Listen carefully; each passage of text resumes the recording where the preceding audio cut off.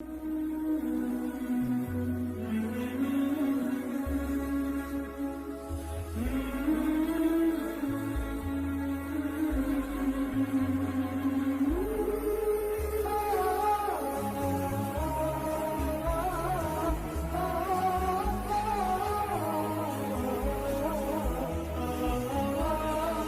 Everyone, welcome to Asma stories. कैसे हैं आप सब? आई होप कि आप सब ठीक होंगे और मैं भी ठीक ठाक हूँ। और बस यहाँ पे रोज़ा खुलने में 5 मिनट है और आज हमने की हुई है दावत इफ्तार पार्टी। बहुत अरसे बाद हमारे घर कोई आ रहा है फाइनली। यहाँ पे मुझे एक पाकिस्तानी फैमिली से हमारी दोस्ती हो गई तो हमने उनको इफ्तार पे बुलाया है। तो मैं अभी आपको दिखाती हूँ चीज़ें कि मैंने क्या क्या बनाई हैं। आई होप कि उन लोगों को पसंद आए और कैसा जाता है सारा बाद में आपको बताती हूँ। फ़िलहाल मैं आपको चीज़ें दिखाती हूँ। तो सबसे पहले तो हम बना लेते हैं मीठी चटनी। ये खटाई से बनती है। इसको मेरे ख्याल से आमचूर पाउडर और खटाई ऑलमोस्ट सेम ही चीज़ है और मैं अंदाज़े से बना रही हूँ। तो आप लोग अगर बनाना चाहें तो अपने हिसाब से देख लीजिएगा कि कितनी क्या चीज़ लेनी है। लेकिन ये बहुत मज़े की बनती है और पकौड़ों के साथ तो बहुत ही ज़्यादा मज़े की लगती है। तो इसमें मैंने लिया है खटाई वाला पाउडर और इसमें मैं डाल दूँगी थोड़ी सी, बिल्कुल जैसे अगर आपने 2 टेबलस्पून आप लेते हैं या 3 टेबलस्पून खटाई लेते हैं तो 1 चुटकी लाल वाली मिर्चें पिसी हुई और 1 चुटकी नमक। और जो चीनी है वो आपने 2 टेबलस्पून डालनी होगी। तो जितना अगर आप लोग ज़्यादा मीठा पसंद करते हैं तो 3 टेबलस्पून, जितनी खटाई उतनी चीनी डाल लें और इसको हम हल्की आंच पे पकने रख देंगे। और इसको हमने जो है, जिस तरह से वो इमली की चटनी होती है ना, गाढ़ी गाढ़ी तरह हो जाती है, तो इसको हमने उसकी तरह की सी कंसिस्टेंसी होनी चाहिए। तो आप चेक करते रहें और बिल्कुल लेकिन हल्की आंच पे रखें क्योंकि एकदम से ना उबल के गिर भी जाती है कई दफ़ा। तो जो है आपने इसको चेक करते रहना है बीच में। और उसके बाद इसको जब ये आपके हिसाब से जितना आप इसको थिक रखना चाह रहे हैं उतनी हो जाए तो आप बस चूल्हा बंद कर दें और ठंडा करके इसको आप बॉटल में निकाल लें। इसको आप फ्रिज में काफ़ी दिन तक रख सकते हैं क्योंकि मैं तो जैसे रमज़ान के लिए बनाती हूँ तो मैं फ्रिज में रख देती हूँ उसको। और जो है क्या कहते हैं, आराम से पूरा रमज़ान वो चलती है। बीच में 15 दिन बाद ख़त्म होती है तो और बना लेती हूँ। आपने खटाई को ना अच्छी तरह से मिक्स कर लेना है कि इसमें जो लम्स होते हैं ना वो बिल्कुल भी ना रहें, क्योंकि वरना वो गाढ़ा गाढ़ा सा ना अजीब सा पेस्ट बनेगा, वो सही नहीं बनेगा। तो आपने इसको अच्छी तरह से करके उसके बाद इसको आप चूल्हे पे रख दीजिए। और अब हम बनाते हैं मैंगो डिलाइट। ये बहुत मज़े की स्वीट डिश बनती है और बहुत ही इजी और क्विक है। आपने जस्ट इसमें मैंगोज़ जो हैं लेके उनको काट लेना है। इसमें जब पाकिस्तान में बनाती थी तो मैं मिल्क शेक वाले जो आते हैं ना मैंगो, वो लेती थी। तो क्योंकि उनकी ना प्रॉपर क्यूब्स बन जाती हैं। तो क्यूब्स बना के आपने आइसक्रीम जो है रूम टेम्परेचर पे कर रख देनी है काफ़ी देर के लिए कि वो बिल्कुल लिक्विड फॉर्म में आ जाएगी। और इसके आप मैंगो के क्यूब काट लेंगे। आपने जिस भी डिश में उसको बनाना है डिज़र्ट को अपने, तो उसमें आपने एक लेयर जो है पहले मैंगोज़ की बिछानी है, मैंगो क्यूब्स की। और उसके ऊपर फिर आपने डाल देना है आइसक्रीम की लेयर, जो लिक्विड फॉर्म हो गया आइसक्रीम, फिर एक और मैंगो की लेयर और फिर एक और आइसक्रीम की लेयर। साथ में आप लोगों ने ये कर लेना है कि जो गुठलियाँ हैं उनको आपने फेंकना नहीं है, क्योंकि गुठलियों पे भी काफ़ी ज़्यादा जो है वो रह जाता है पल्प जो होता है। तो आइसक्रीम जैसे मैंने ये करी थी, इसमें थोड़ी सी ना अभी जमी हुई थी, तो मैंने उसको अच्छी तरह से मैं डिज़ोल्व कर लूँगी। और ये इस तरह से गुठलियों को ना आपने साफ़ करके इस पे से ये निकाल लेना है जितना भी है वो, क्योंकि ये जब आइसक्रीम में मिक्स होगा ना तो बहुत मज़े का टेस्ट आता है इसका। और फिर आपने जिस तरह से वो लेयर्स बिछा के आपने जेली, जो रफ़ान जेली पाकिस्तान में मिलती है नॉर्मल मैंगो फ्लेवर वाली ही लें और उसको जमा लें पहले ही। मैंने पहले ही वो जमने रख दी है। तो अब जस्ट ये जैसे ही मैं इसको करके फ़ारिग होंगी तो उसके अंदर बस आपने लेयर्स बिछा के उसके ऊपर जेली के क्यूब्स इस तरह से डाल देने। और उसके बाद आपने इसको फ्रीज़र में ऑलमोस्ट कम से कम जो है ना आप लोगों ने 3-4 घंटे रखना है, क्योंकि बिल्कुल फिर आइसक्रीम की फॉर्म ही ले लेगा। और फिर आप निकाल के इसको जब इफ़्तार के टाइम ठंडा ठंडा खाएंगे तो ये इतना कोई मज़े का लगेगा कि जो है ना, इफ्तार के टाइम वैसे भी इतनी सख्त गर्मी हो रही होती है यहाँ पे, जैसे हमारे यहाँ ऑलरेडी तमाम उसमें गर्मी ही चल रही है ओवरऑल पाकिस्तान में भी, यहाँ पे भी।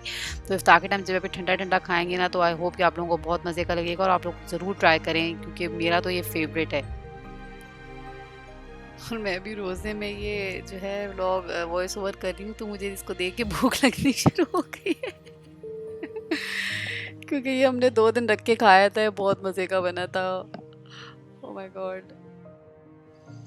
और अब हम बना लेते हैं पुलाव, मटन पुलाव। ये मैंने पैकेट लिया था शान का यखनी वाला और इसमें जस्ट मैं जिस तरह से बनाती हूँ, मैंने कहा आज मैं अपनी रेसिपी आप लोगों के साथ शेयर करती हूँ। मैं खाली ये मसाला नहीं डालती, उस मसाले को मैंने आधा लिया था क्योंकि मेरा मटन थोड़ा था। और चावल मैंने पहले भिगो के रख दिए हैं।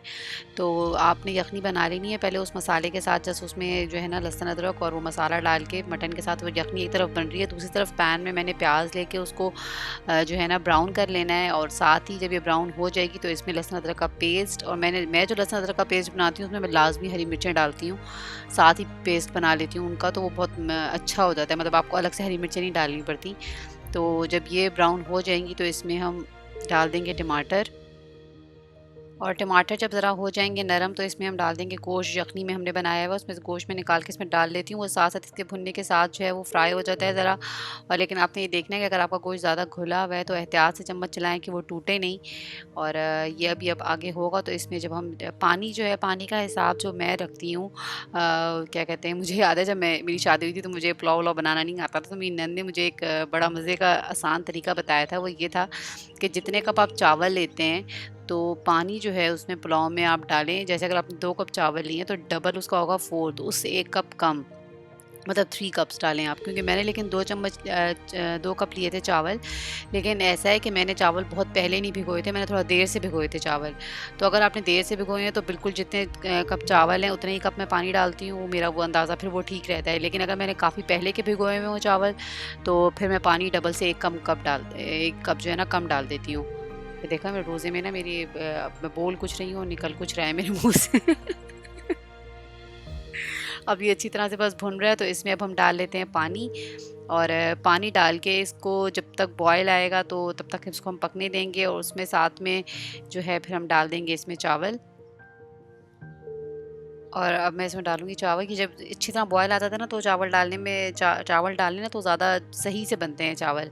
और अब इन चावलों को डालने के साथ ही मैं जो 2-3 चीज़ें डालती हूँ उसमें, वो एक तो मैं लाज़मी डालती हूँ ये सोया सॉस, और साथ में आप डालें चिली सॉस। और वो मैंने रिकॉर्ड नहीं किया, किचन में रिकॉर्डिंग करना मुझे बहुत मुश्किल लगता है, इसलिए किचन वाले मेरे व्लॉग्स जो है ना मुझे बस ठीक ही लगते हैं, वो इतने अच्छे मुझे लगते नहीं हैं क्योंकि उनमें काफ़ी मुझे मुश्किल होती है करने में। और जब चावल बिल्कुल दम पे रखने वाली इसकी सिचुएशन हो जाती है तो मैं डालती हूँ सिरका, और ये मैं लाजमी डालती हूँ, इससे चावलों की बहुत मज़े की जो है ना वो लुक आती है।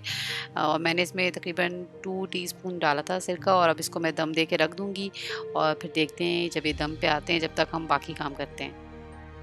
अच्छा, एक और बात, दम पे रखने से पहले इस पे हम जब इसमें पानी अच्छी तरह खुश्क हो जाएगा, बहुत ज़रा सा पानी रह जाएगा तो ऊपर से काली मिर्चें मैं छिड़क दूँगी, क्योंकि मुझे ना यखनी वाला पुलाव इतना मज़े का नहीं लगता। मुझे होता है कि थोड़ा सा ना पानी, मतलब काली मिर्चें जो है ना महसूस हो, थोड़ी सी मिर्चें लगें खाने में पुलाव में।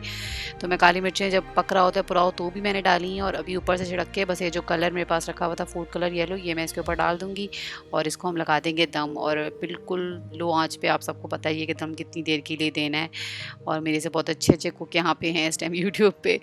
तो बस आप दम दें इसको और जब तक अपने बाकी काम निपटा लें। और एक चीज़ जो मैं पाकिस्तान की बहुत यहाँ मिस करती हूँ वो है गोलगप्पे, और यहाँ पे बस मुझे ये वाले गोलगप्पे मिले तो मैंने सोचा कि मैं पहले एक दफ़ा ट्राई कर चुकी थी, मैंने कहा चलो एक थोड़ी सी लाइट सी डिश रख लेते हैं। लेकिन यहाँ पे जो गोलगप्पे मिलते हैं वो ज़्यादातर पानी पूरी होता है, जिसमें पानी होता है, और ये इस तरह की इन्होंने बूंदियाँ दी हुई होती हैं।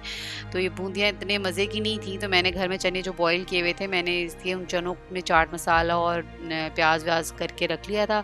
और साथ में उन्होंने 2 चटनियाँ दी होती हैं, चटनियाँ इनकी बहुत मज़े की हैं। एक ग्रीन चटनी है इसमें जो हरे धनिये वाली होती है, और एक साथ में उन्होंने इमली की चटनी दी हुई होती है, और वो बहुत मज़े की है। तो मैंने सोचा था कि चलो साथ में इनको, मैंने गर्म पानी में बूंदियों को थोड़ी देर के लिए भिगो दिया था, मैंने कहा थोड़ी सी मिक्स कर दूंगी चनों के साथ ही तो वो ज़्यादा ठीक रहेगा। और चटनियाँ मैंने बाउल्स में निकाल ली थी। और अब लेकिन ये जो है ना बहुत जो अपना जो इसका बैटर था, बाकी चने में प्याज मैंने डाली, मैंने जो दही था उसमें मैंने जो है ना ग्रीन वाली चटनी जो घर की बनाई हुई थी मेरी, हरी हरे धनिया और पुदीने वाली, वो मैंने मिक्स की, साथ में केचप, इमली की चटनी। तो ये बहुत मज़ेदार गोलगप्पे बन गए थे।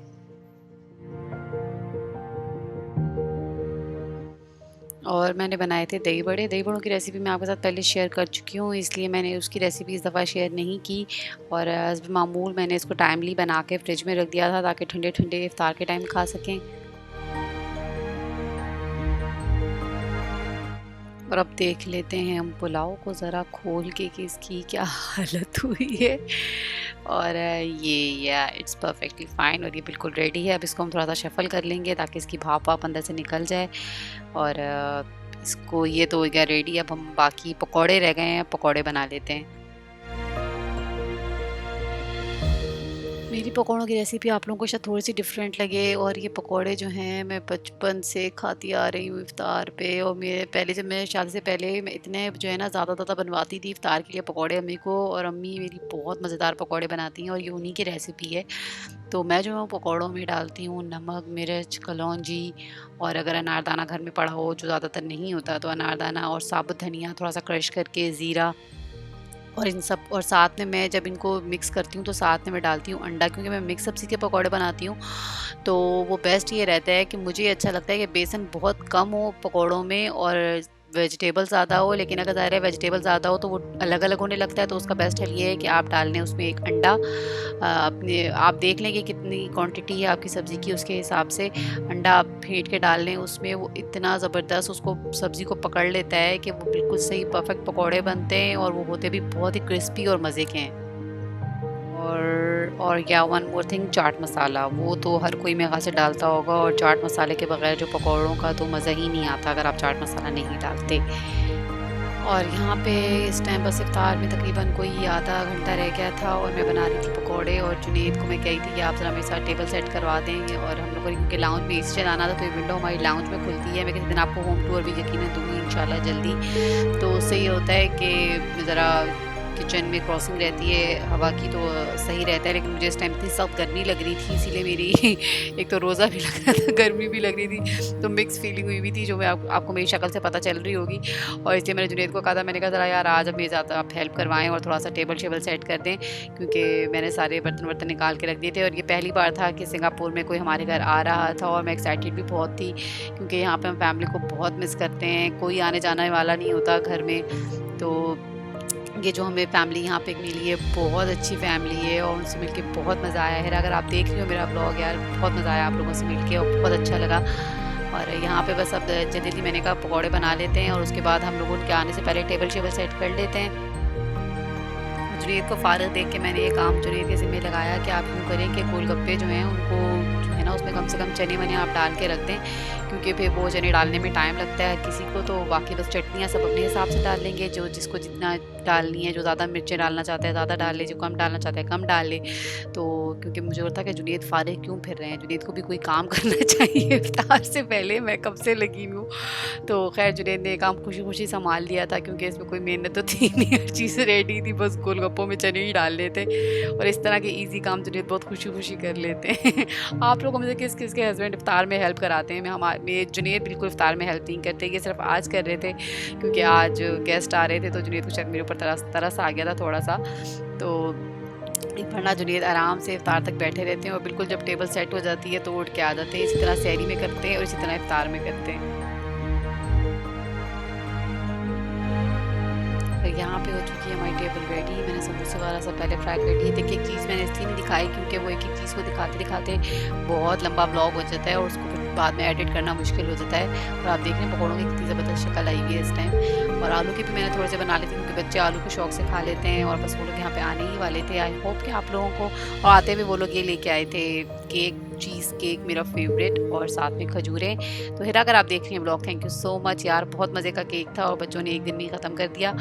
और आई होप कि आप लोगों को मेरा ये छोटा सा ब्लॉग पसंद आया होगा, और प्लीज़ अगर पसंद आया है तो लाइक कर दें, सब्सक्राइब कर लें मेरे चैनल को जिन लोगों ने अभी तक नहीं किया, और मुझे ज़रूर बताइएगा कमेंट्स में कि आपको मेरा ब्लॉग कैसा लगा। मिलती हूँ जल्द आपसे नेक्स्ट ब्लॉग में किसी अच्छे से ब्लॉग के साथ, नॉट कुकिंग। और ख्याल रखें अपना, कोरोना बहुत फैल रहा है, स्टे सेफ, स्टे होम, अल्लाह हाफिज़।